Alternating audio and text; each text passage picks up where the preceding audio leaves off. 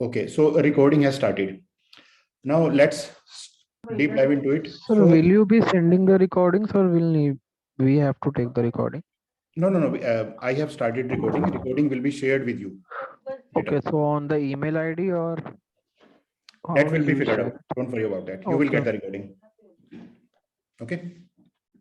You will get the link and you'll be able to download the recording and see it yourself. Okay. Okay. Okay.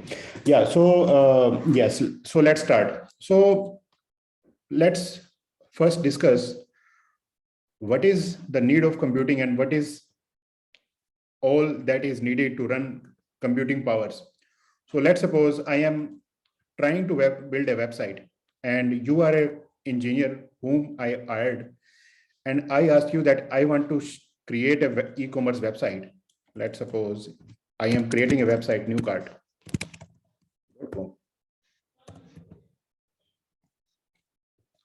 Okay, now you are the engineer whom I have hired, and I ask you, what all do I need to host this website, to run this website? So there will be some customers who will be accessing this website and they will be shopping on it. They will be creating their profile. They will be placing orders. So what all do I need to run this website? Just keep your thoughts coming. Whatever you think is okay. Don't think that you will be doing something wrong. Just speak whatever comes to your mind. Everyone. Web server. Login ID. First of all, we need a platform where you can host your servers and your infrastructure. To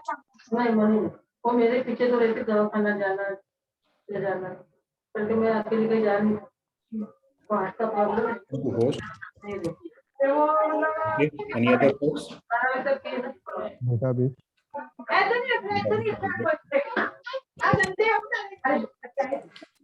The network security. Network security. Anything else? Middleware, I mean, for hosting the application, the container. Great. Yes.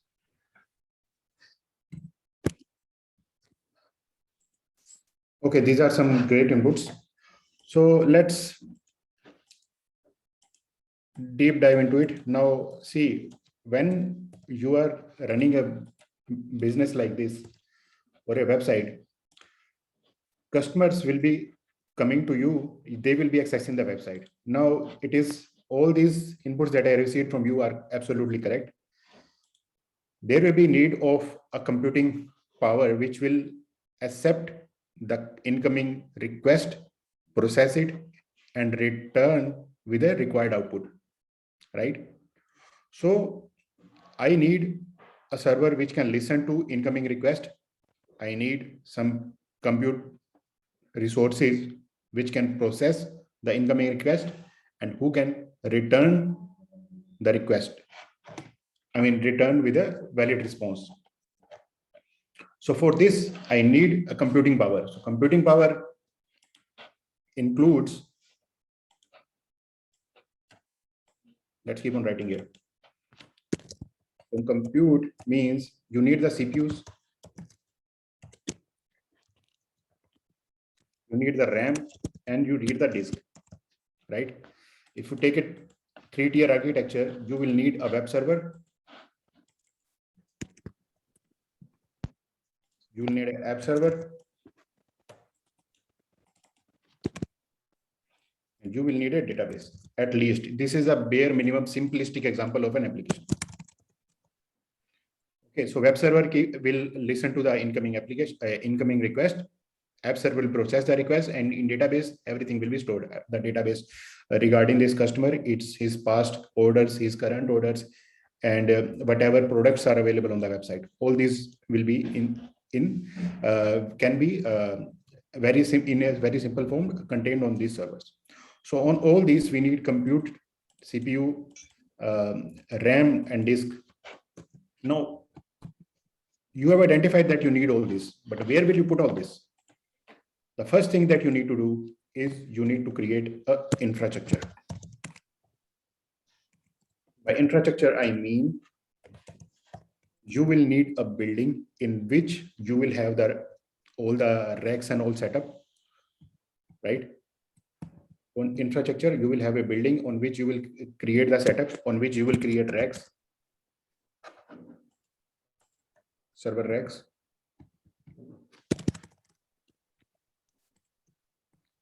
On which you will install the physical servers, right? Then you need network cables to connect those. Then you need an internet connection which connects you or these resources from the outside world. It can enable you to listen to the incoming request so that people can reach out to you on internet, and it will also enable you to go outside and fetch some information from the internet when required. Okay. Then you will need some switches, maybe routers.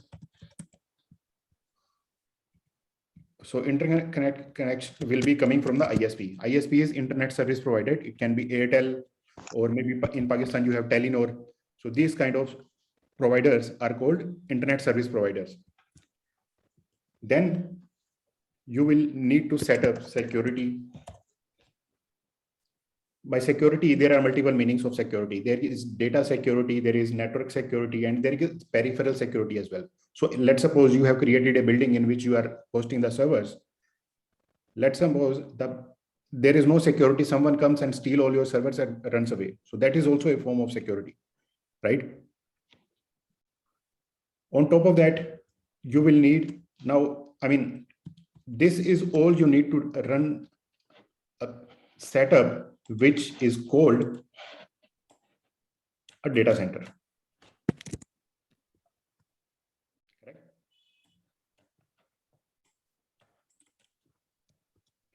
So in data center, you will need all this. But there are some other things that usually people ignore. There are multiple other things. Let's suppose you have done all this setup and your servers are running, but there is a couple of more things that doesn't come to our notice many times. So one of major thing is AC. So if your servers are creating heat, there need to be proper ventilation and proper air conditioning that keeps your infrastructure and all the servers at a nominal temperature so that there is no damage to your infrastructure, right? Then when you have established all this, you need a virtualization software that will create VMs for you to run on the physical machines, right?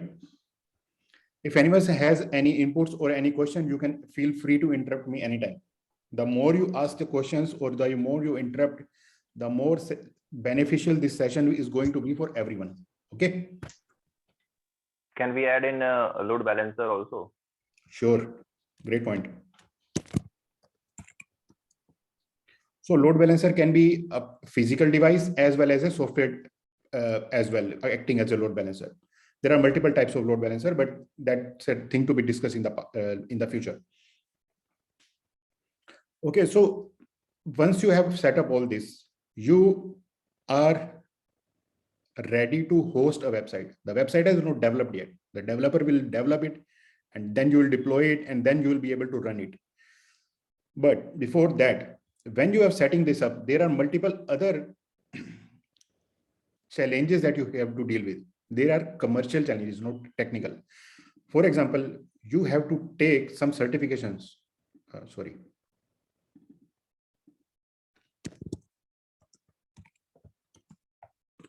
Like first is the environment certification, that the heat and the power consumed by your CPU and the data center is going to be below a certain limit.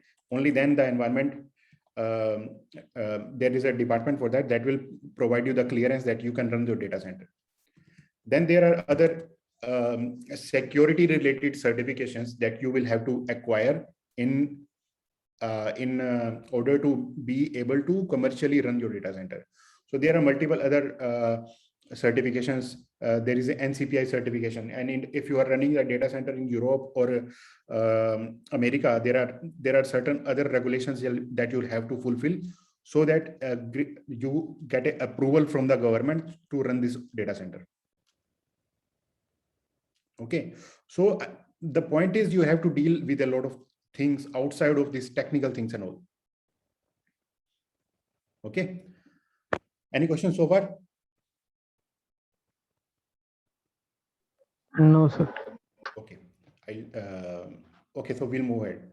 So now we are now able to understand what is a data center, why do we need it, and we are able to visualize how much work it takes to set up a data center.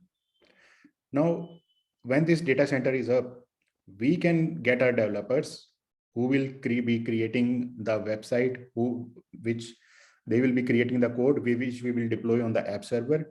There will be some database which we will be running here, and then we'll be able to create the website that we are trying to build, which is newcard.com. Okay. Now, this whole approach comes with its own challenges. So if we just start writing down the challenges.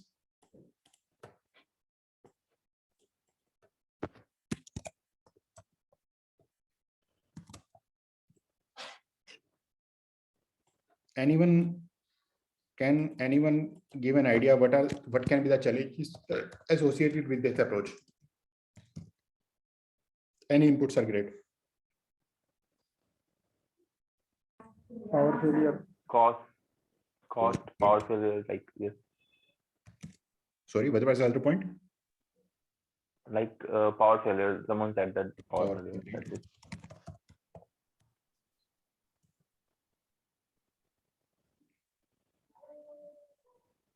Anything else? And Unplanned outage. I'm sorry. Unplanned outage. Unplanned outage. Scalability. Great point. Natural disaster. Disaster recovery.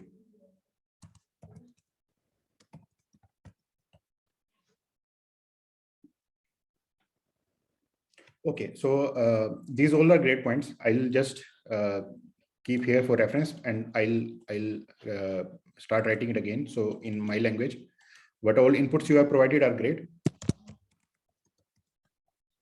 So the first challenge that is the most apparent is the challenge of overhead of dealing all this with this pain.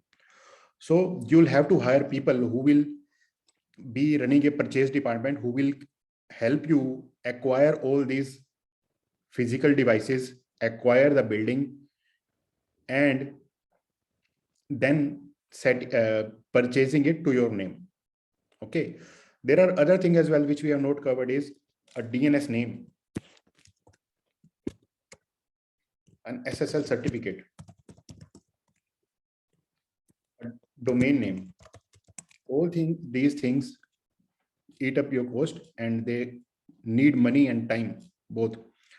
So you will have to take overhead of setting all this setup, and you'll be have to set up multiple teams which will help you acquire multiple milestones with respect to acquiring all this, acquiring and setting up this whole data center, right? So this is a great overhead, and it takes a lot of patience to deal all with this. The second one is obviously the cost, which you have already called out. So cost is something like, let's suppose I am planning to launch this newcard.com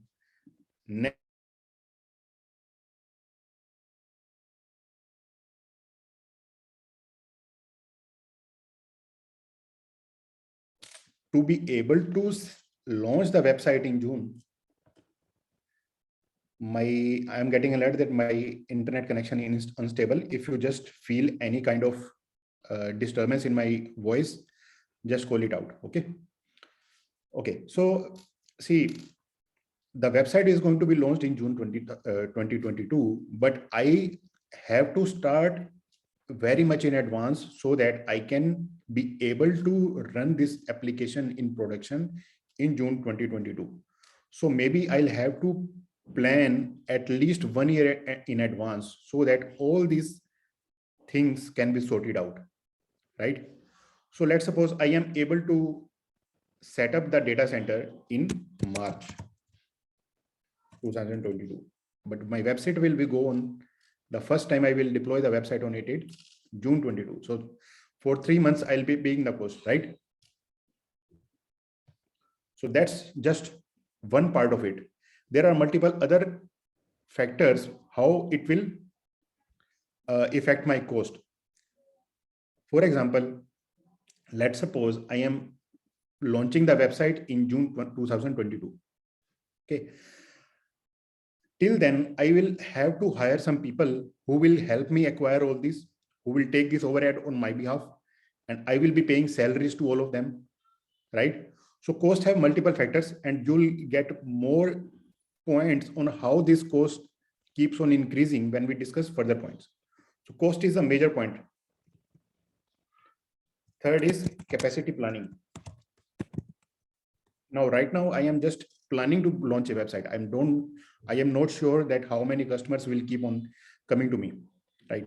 So I can just take a simple projection that let's suppose I am going to have 1,000 customers.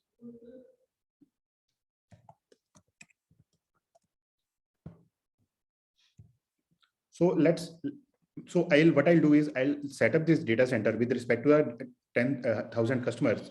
But let's suppose in actual, when the website is launched, there are multiple cases that it can be a flow that I don't get any more than 10 customers for a year or so. In that case, I will be paying for whole this data center for 1 year full, while there is no need to, because I don't only have 10 customers. But on the other side, let's suppose my website becomes a huge hit and I start on receiving 1 lakh customers. Then I face a challenge that I have not planned this data center with so much capacity, right? So with respect to capacity, there is not much flexibility, right? Whatever I have set up, I am just bound to that, use that. So this is the kind of challenges that you face with respect to the capacity planning. I'll just give you an example here. There is a very popular game all across the world, which is called Pokemon Go. It is not much popular in India, but in the USA and Australia, New Zealand, it is very popular. So what happened is when Pokemon Go was launched in Australia, let's suppose they had targeted that they'll be getting X customers. So they planned the infra for X customers. And for the worst case scenario, they thought they will get 5X customers if the if the game becomes a hit. But what happened is, as soon as they was launched in Australia, this X customer that they were trying to achieve in 1 month, they got X customers only in 15 minutes after the game was launched. And within a couple of days, they received 50 times the customers they had projected. So in that, they were actually running on the cloud, but if they were setting up a data center, they would run into a failure. They will not be able to cope with the challenges. So this is how capacity planning works. Capacity planning, is a challenge with respect to the data center. There is other challenges, like let's suppose your app server you have deployed and you are running this on 8 GB of RAM, right? But as your application keeps on growing and you keep on adding features to it, its RAM requirement or CPU requirements may keep on increasing. Let's suppose you have created 100 VMs with 8 GB of RAM each. But in 6 months down the line, you realize that now your requirement has increased to 20 GB. What will you have to do? You will have to delete all the VMs and create again, or maybe edit all the VMs and add the additional RAM to it. But in that case, you need to have that much RAM available. So if you have not planned for it in advance, then you will have run into a failure, right? So this is how capacity planning is a challenge with the data center. Next is time to production. Now let's suppose I have planned to launch this in June 2020. Let's suppose I don't have a plan. I suppose that whenever the website is ready, I just go live with it. But before my developers can start application and I can deploy and test it, I just need to have this everything in place. Otherwise, I will have nowhere to run the application, right? So the total time to get into the production and to launch my product is increased, which in turn increases the cost. As much as the production launch is going to get delayed, the cost is going to keep on increasing, because you will have keep on paying for hosting this data center. You will keep on paying to people who are managing this data center, and you will keep on paying the developers who are just developing and waiting for the data center to be available so that they can deploy the application and test it. Okay, so time to production increased, which in turn increases the cost again. Okay, next is reliability. What is taken IS internet connection from Airtel, and Airtel is having an issue, and for 2 days straight, your data center is having no connectivity, right? So your website is down for 2 straight days. What happens? All the customers that were supposed to come to your website and order something will not be able to do so, right? So that is again impacting you in terms of cost, right? It is a financial impact to your business. And second impact is that it decreases your reliability in the market, because your site newcar.com, people will see that it goes down every day, right? So people will lose trust in your website, and they are less likely to come again to your website, because your website will lose the trust and respect in their mind. So it all increases cost and the financial aspect of it. Okay. Now, next point is the presence. Let's suppose you launch this website in India, and in 2 years, it becomes a huge hit. Now your business people come and say that, hey, you are the one who manages data center. Now we want to launch this website, which has already become a hit in India. We want to launch this in Europe now. Now this data center will not be sufficient for you to run there, right? So when you are trying to launch a website in the Europe again, you'll have to go all this pain again, and it will take another year or maybe 2 years for you to set up the data center and launch there. For example, I had a customer who had business in India as well as in Pakistan. So one day what happened is, Pakistan government created a rule that they will not allow any traffic to come to their servers from India, but all our data centers were running in India. So immediately we had to do something so that Pakistan customers are not impacted. We had to create a data center. I mean, we had purchased something in outside of India, and then we were able to entertain the Pakistani customers. I'm just giving an example how many challenges are there with respect to the presence and all. Okay. Then there is a challenge with security. So security, as I said, security has multiple aspects. Your website security, network security, security of your data that is present on the disk, their encryption, and the peripheral security that your data center, the building in which all these hosted, should need also to be secured. So you'll have to pay security guards. You'll have to make sure that nobody is able to enter the building without proper authentication. So all this comes under security. And then the last thing is high manpower is needed. Right from the security guard to the developer or to the admin, Linux admin or the data center admin people, or the NOC team that monitors the data center, for everything you need people who will be managing this data center. So these are all the challenges associated with setting up a data center, right? Any questions, any thoughts? Do you agree or not agree?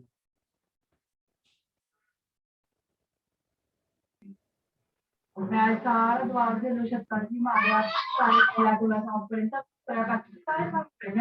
Yes, sir, I agree. Okay. Any questions so far? No question, sir. Okay. So we have discussed what are the challenges with data center. Now, what is the way out? How can we resolve these problems? So this is where the cloud providers come into place. So there are multiple cloud providers in market. The most popular and the most common that you all have heard is AWS, Amazon Web Services. Then there is Azure, there is Google Cloud, there is Oracle, there is IBM, there is Alibaba, there is Adobe Cloud. I mean, there are a lot of them. The most popular among the market is the AWS. But we will not talk specific to AWS right now. We will first start with what is a cloud provider and why it is beneficial and why do we need to switch to cloud. So what are the benefits of using cloud?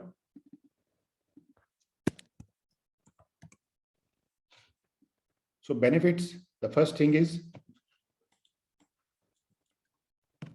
it saves your cost. By which I mean is when you are running some resources here in the data center, if you have installed 1,000 servers, but you are using only 10, but then still you will be paying for everything that you are set up. Here in Azure, in the cloud, you pay for what you use,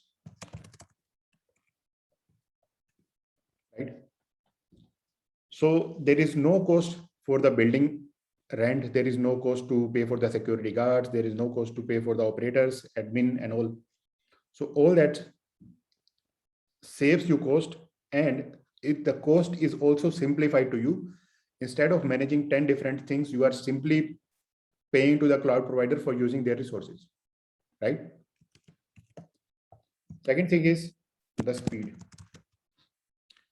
Speed at which you set up the infrastructure and start using it. So here we saw that it might be taking 1 or 2 years to set up this whole data center, but here you are free to provision anything you want and start using it.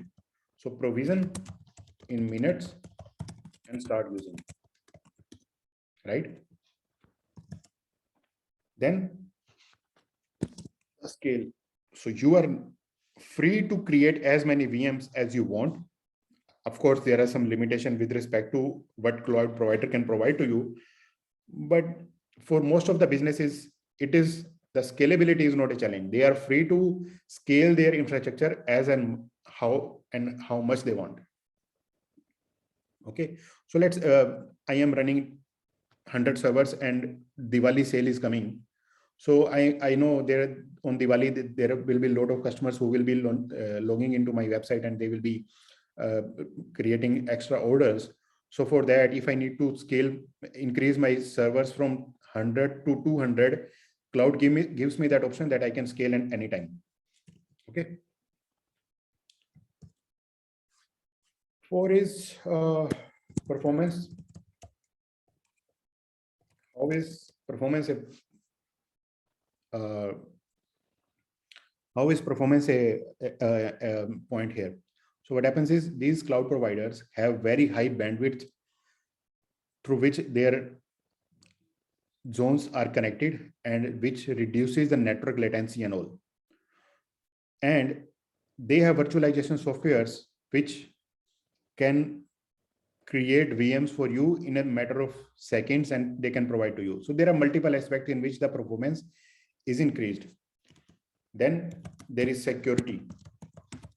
So in security, let's suppose, I'll give you another example. Let's suppose here, two thieves come in and they break into your data center and they steal all the hard disks that are present in your data center. So they will be able to go back home and fetch all the data that was available in the hard disk. They might be able to fetch your customer details and all, which can be a huge setback for your business. So here, cloud provider by default give you a number of security features that are very beneficial for you. So for example, all the cloud provider come with a feature which stops your the incoming attacks from hackers on your website. There are specific name of the attacks like bot attack, DDoS attack, SQL injection and all. So all these are prevented by default. You don't have to go into the detail of what is a DDoS attack and all. I'm just giving you an example. Okay, then there is another example that all the hard disks that are present in present at cloud providers, they are encrypted by default. So the data, whatever is present on the hard disk, is encrypted by default. And even if someone comes and steals the hard disk, then he will still not be able to decrypt the data and fetch the information from it, right? So this is the way security increases. Then there is reliability. Here, if you see, let's suppose this data center is hosted in Mumbai and a flood comes and this whole data center is flooded. Okay, so you will not be able to run your website. There are multiple such disasters. There are man-made disasters, there are environmental disasters, there are climate disasters, and there can be earthquake as well. So there are multiple kind of disasters that can hamper your business. Here, cloud providers have different availability zones. If you are having problem in one location, you can simply transfer your application to another zone or region. So that increases your reliability. Then it increases and decreases the time taken for you to host everything, and it reduces the manpower as well.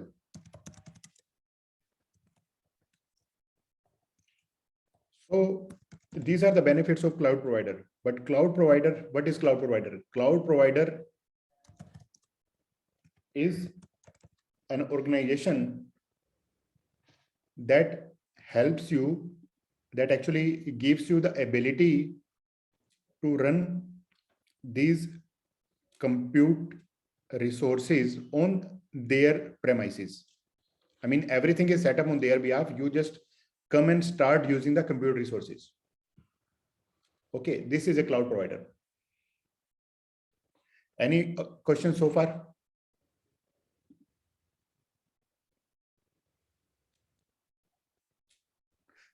No, sir. Everything good? Yes, sir. Okay. Yeah. I am once again requesting everyone to you so keep on contributing to this session, so that if one person asks a question, it benefits everyone else as well. So keep it as interactive as much as possible. Okay.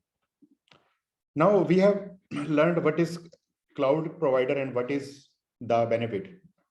Now there are certain types of services that this cloud provider offer. We'll take one example again to see how was this data center working for us. What are the things that we have to set up here? The first was infrastructure.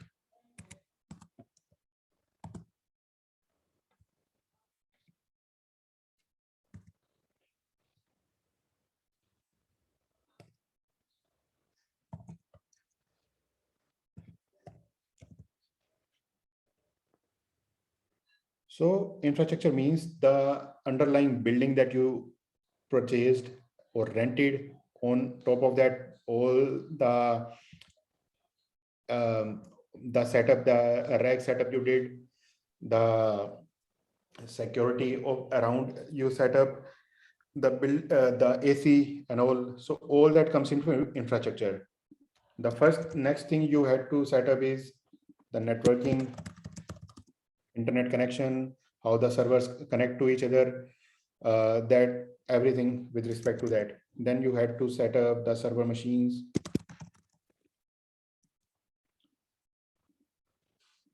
By server machine, I mean the physical machines. Anyone has an idea what is the difference between a physical machine and a virtual machine?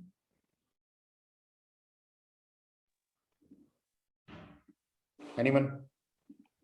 Yes, I have an idea about that. Yeah, please go ahead. Physical machine, you are set up on the physical, like on-premises server. That's Mhm. the physical machine, and that if you are creating like virtual machine, that if you are creating like different operating system on a different like if you are creating an operating system operating system on a hypervisor, that is called virtual machine. Yes.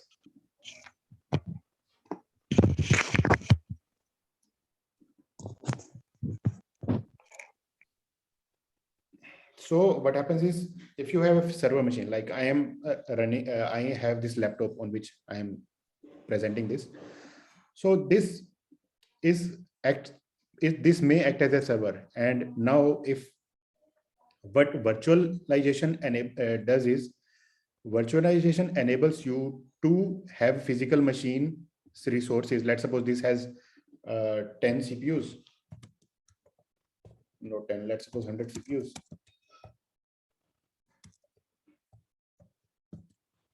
1000 GB of RAM and 2000 GB of hard disk.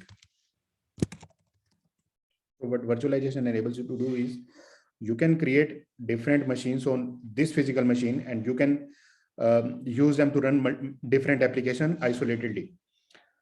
I mean, in an isolated environment. So there is a specific software that is used for that, which is called hypervisor. So hypervisor enables you to take these resources and distribute them among different virtual machines. So this server machine, let's suppose this is my laptop, this has suppose Windows. So on top of that Windows, I can create 2 Linux machines, right? So if I have a base machine, a physical machine, which is running Windows, on top of that, I can create two different VMs, which are both running Linux. One may be Ubuntu, and the other may be Linux. Sorry, CentOS. There are multiple possibilities. Any OS that you can create on that. You can create Linux on base of Windows, on Windows base on top of on Linux, or you can create 3 Linux. दफा मना किया है मैंने. जब मैं पढ़ने लगता हूँ कोई ना कोई ड्रामा शुरू हो जाता है.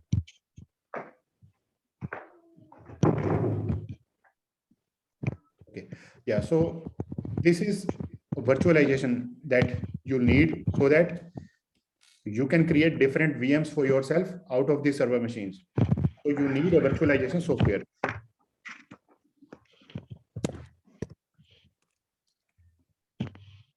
Right. So this virtualization will help you create different VMs so that you can run different machines, sorry, different kind of applications on different kind of OS as per requirement.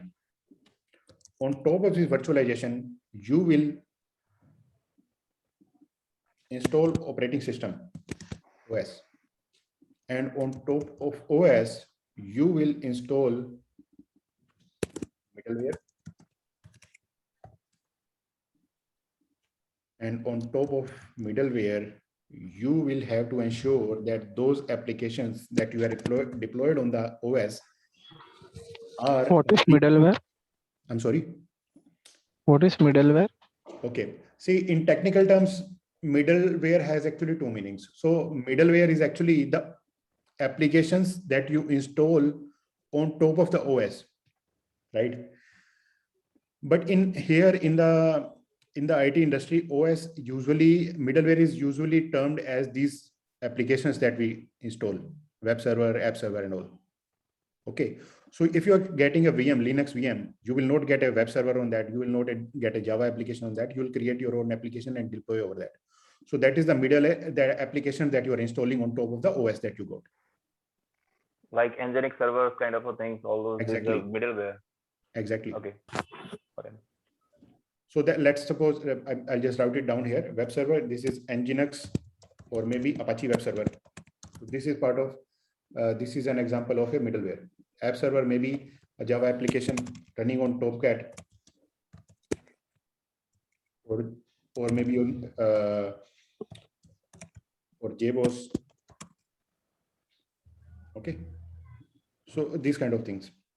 Now, so runtime, what is runtime? Runtime is making sure that these middleware applications are running all the time. They are available all the time. So let's suppose you have deployed Apache web server and Java application on that. You are responsible to making sure that those remain up all the time. Otherwise, the customer is calling your website, he will not get any response. So then your website practically down, right? Even if that's all the servers are running, networking is working fine, but if your application is down, the Apache web server is down, then there is no use of having all these things in place. Correct? On these applications, you will have some data. Data can be of multiple types. At a high level, we will just take these examples of newcard.com. So let's suppose there is a website on which you go and do shopping for yourself. So there will be multiple products. Let's suppose you are buying a phone. So there are, let's suppose 10 brands of phones available. And for 10 brands, each of the brand has 5 different models. So for total, there are 50 phones. And for 50 phones, there will be their price, their model name, their details, how much CPU it has, how much RAM which has, which camera it has. So all that data is present in some database. And second, the customers who are coming to your website, they will also create login to your website. So you will have to register their name, user ID, password, email ID, phone number, address, everything in your database as well. So this all contributes to the data part. Okay. Now there is one more thing that you are responsible, and that is the application. How is this application running different from this one? See, all these things that we have talked about right now we have talked in a general sense. So if you have an application server running, there is some code that is running on Tomcat, right? So you have written, who has written that code? You or your developers have written that code. So that code is your application that runs on a middleware, right? So you have written a Java application that runs on Tomcat. So the Tomcat is part of middleware, but the code that you have is your application that you have developed yourself. This is your property, right? So all this contribute to create a data center, or what we call is on-prem system.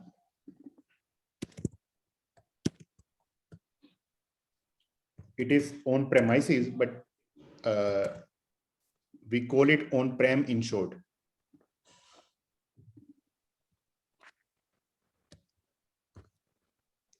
Okay. Now, when we move to cloud, there are different models in which we can take services from the cloud provider.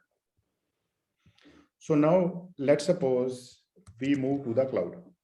What is the first benefit you get? The first model is infrastructure as a service, in which this infrastructure, networking, server machines, and virtualization, all these are taken care by the cloud provider itself. In our case, AWS. So AWS will have their infrastructure set up, networking setups, server is set up, virtualization is set up. Obviously, you can do some tweaks with respect to networking and all, but that's with respect to a software. In terms of hardware, they have set up everything. You are simply free to go and create a virtual machine, choose the OS of your choice, install the application of your choice, and start using it with your own code. So these 4 things are not your responsibility anymore. It will be managed by the cloud provider, and that what you have to pay for. Okay, so you get the VM, you install your application, you have the maximum flexibility, how many VMs you want to deploy, which kind of OS you want to choose, which kind of application server you want to deploy. It may be in terms of web server, you are free to choose whether you want Nginx, Apache web server, or something else. You are free to choose which database you want to run, MySQL or Postgres, or there are multiple other offerings, Oracle, this kind of database. So this model is called infrastructure as a service, because this is offering everything with respect to the infrastructure as a pre-setup service for you. Okay, you are responsible for the things marked in white. This is infrastructure as a service. Any questions so far? So what is the difference between application and runtime? By runtime, I mean the applications that you have deployed, let's suppose web server and Tomcat or the MySQL database, you are responsible for keeping them running. Okay. Time. Apache is set up on your machine, but if it keeps on getting down every 5 minutes, then it is no use. The website will go down every 5 minutes, right? So you have to make sure that those Apache web server or the application servers are up all the time. Otherwise, there is no use of setting up everything. If these applications are not up and running to listen to the incoming request from the user, right? Okay, so can't it be clubbed with middleware? Because I believe that is the same work what the middleware here does. Yes. See, there are two things. Middleware is, let's talk here. Okay, so in middleware, you have three things like web server, app server, and database. This is your middleware, right? Yeah. You have set up a database, you have installed a database, you have set up a Tomcat server, you have set up a web server. But is this sufficient? No. You have to make sure that these things are running all the time. Okay. So the responsibility of keeping these things, the middleware things, running up and running all the time is what I have mentioned as runtime. Runtime is not a physical product or an application. It is the responsibility that I'm talking about. Got it?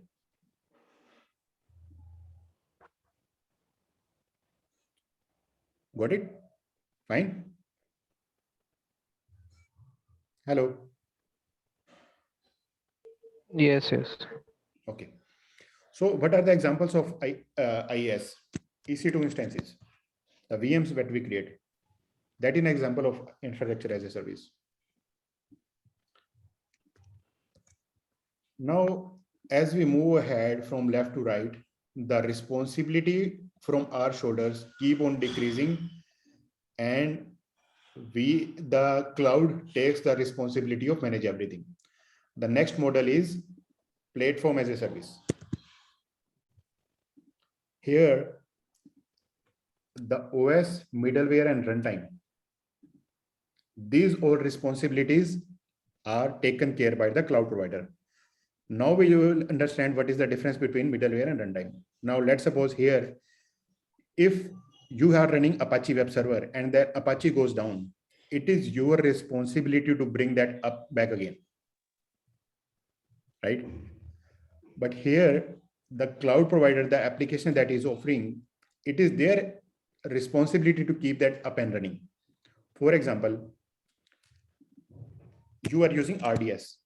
For those who are new to cloud, you will don't get confused by the term. It's just RDS is like a database offering that is managed by the cloud provider itself, by the AWS. So let's suppose you are running a MySQL database here.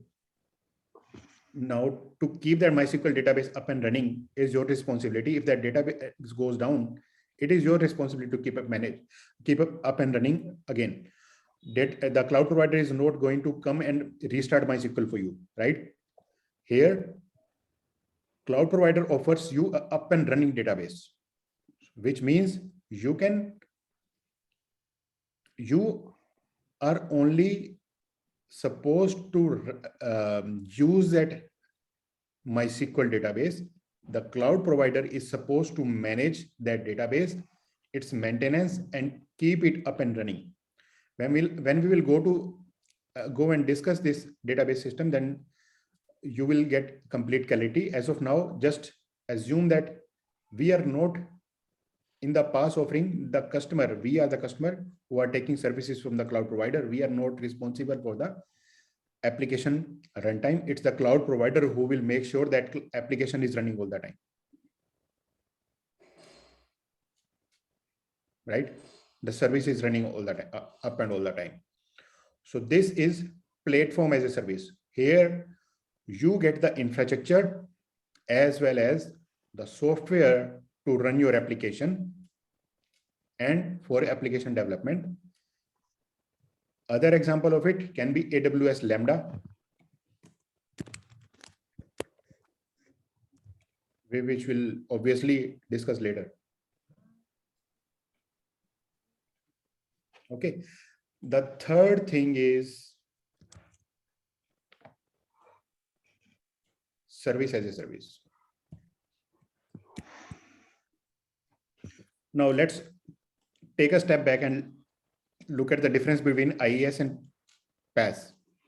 Here, you were supposed to choose what OS are you running, and on top of that, you were supposed to manage whether your application is compatible to that or not. Now here, it has taken away the responsibility from you of managing the OS and all. So you don't have to worry about what kind of OS they are using in backend. You just need to make sure that an application you are developing is compatible with what cloud is offering. In service as a service, you get an up and running service which is ready to use.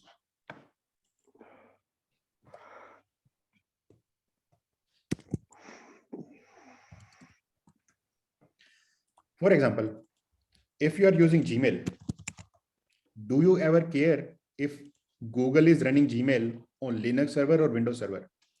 Or do you even care how many VMs they have installed, 10, 20 or 10,000?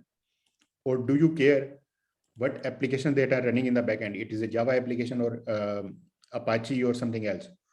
So this in SaaS, all these responsibility are taken care by the cloud provider, and you simply are getting a ready to use application that you can simply go and start using.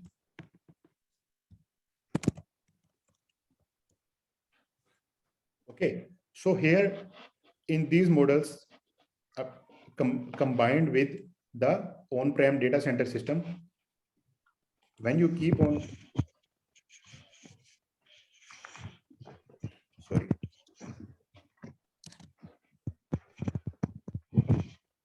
as you keep on moving from left to right,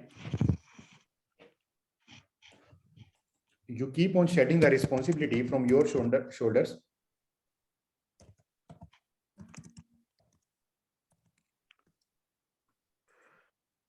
And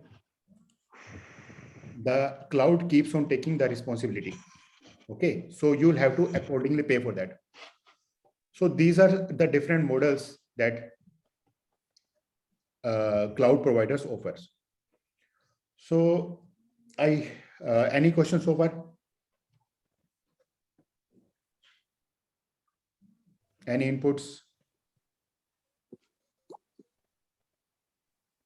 Sir, I have a very basic question here. Like we discussed the benefits of the cloud, right? But I'm not still clear about the fault tolerance and the high availability. And how do we, are they same, or if they are different, then in what respect they are different? And if you want to achieve them, then how do we achieve them in cloud? Okay. Let's suppose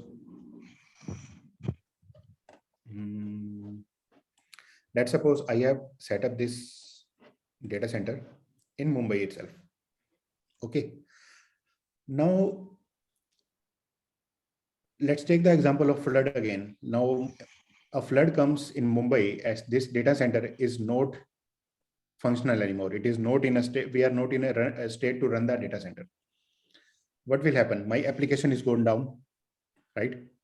So what would have happened if I just had a different data center, another data center, sorry.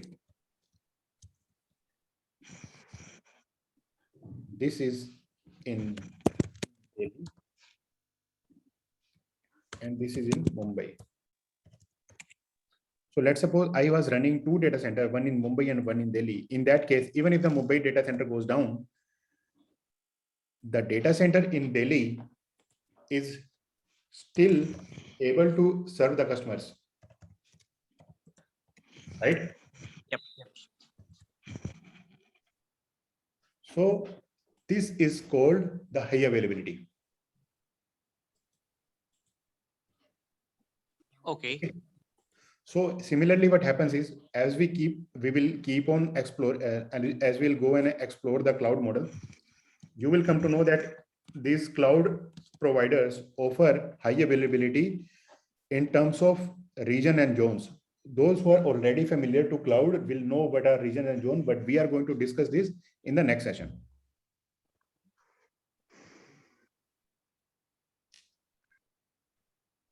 Okay.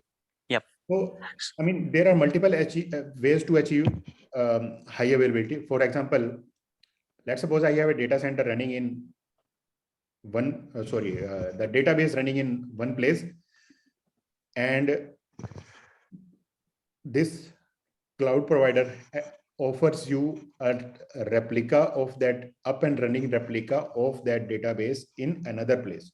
So one of the database goes down, the other one is still up and running, so your applications can connect to it, and it can prevent your application from going down. So this is how you design a highly available environment. Okay. So replication does the HA. Is that, I mean, my understanding is correct? No. High availability means you are developing an infrastructure which is available all the time. It can withstand the interruptions caused by any calamity or any disaster. So in the replication becomes relevant in case of database, but in case of Apache web server, there is no replication required, right? So let's suppose I have two web servers, one in Delhi and one I only have one web server running in this data center in Mumbai. Let's suppose the center is fine, but the VM where the web server was running is not available anymore. Or for example, Apache has gone down for any reason. Then the web server running in a different data center might have helped me to avoid my application from going down. Okay. Okay. So this is how you design the high availability in terms of infrastructure. So we can talk this in detail later on if you need, but this is in simplistic terms that this is how we design high availability system, so that high availability actually majorly deals with distributed system. By distributed, I mean the applications which are distributed across multiple places, so that if one of the point of presence goes down, the other one is still available to cater to the load. Okay. Okay. Yeah, makes sense. Okay. Any other questions, guys? So is there fault tolerance is also the same thing? Fault tolerance and high availability are similar terms, but there is a small difference in the name. Fault tolerance is something like there is some problem in a system and then you are planning to eradicate that. But high availability is about the mindset of create develop when at the time of design itself, you are creating an infrastructure that is distributed across multiple applications so that it will eventually not go down. So if you understand Hindi, high availability infrastructure वो है जिसमें you are actually designing a infrastructure कि जो down होगा ही नहीं, which will always be up. It may be achieved using distributing the system across multiple places, but fault tolerance is something, if something go down, it is able to fix itself.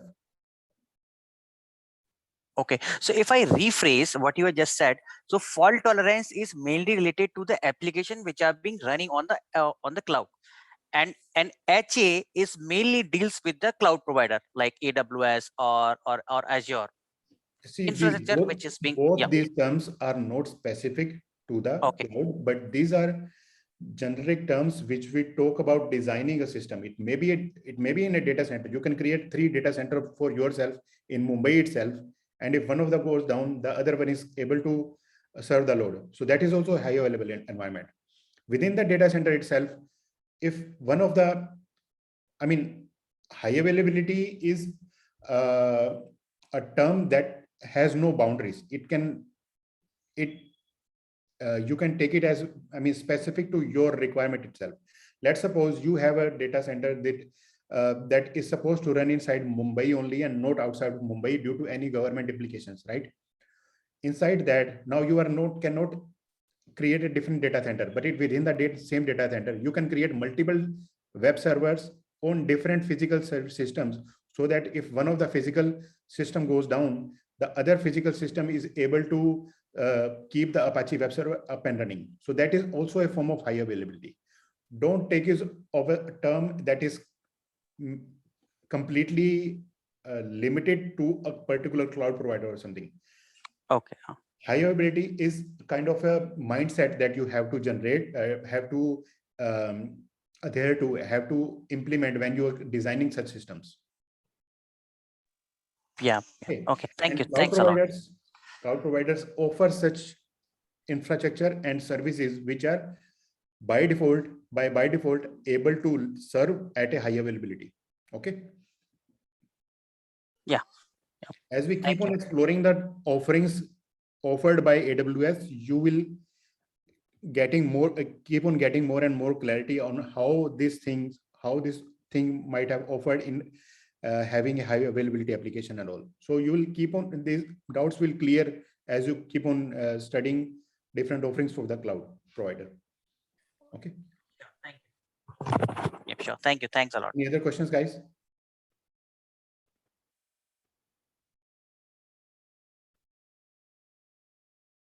Jishan, Sheikh, Alok, Jay, anyone? No, sir, good to go. Okay, then. No, I'm good. Okay, then we come to the end of this demo session. In next session, we will talk about AWS. Why should we choose AWS? And how it came into existence, and what are the benefits of AWS in particular? What are the regions and zones?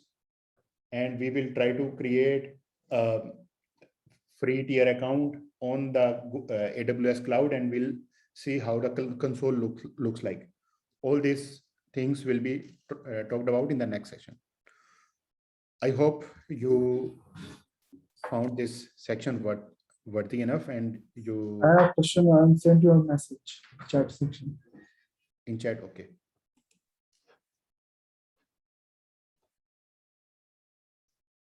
Okay, sorry. I'll take this one by separately with you. Okay. Do you want to discuss with everyone in place, or should I talk to you separately? No. On this call, you can. Okay, I'll reply you there. So let me pause the screen sharing and stop the recording.